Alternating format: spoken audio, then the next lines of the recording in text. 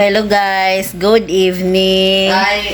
Time check is 11 p.m.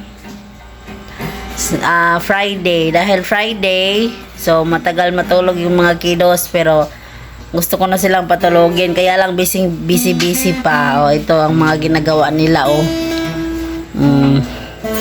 Si Daddy, walang magawa. Kasi habang nag-render siya, gitar daw siya muna.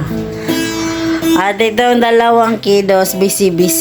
Si ate, ayan na naman siya sa kanyang favorite subject, major, visual arts.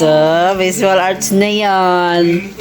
So, yan ang major subject niya sa kanyang Yaman yung project mo, drawing naman eh. drawing lang daw siya pala.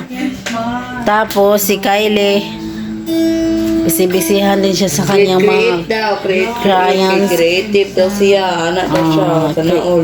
Create siya ng basket para lagyan niya ng mga colors. Sana all. Hala, ate, what's this?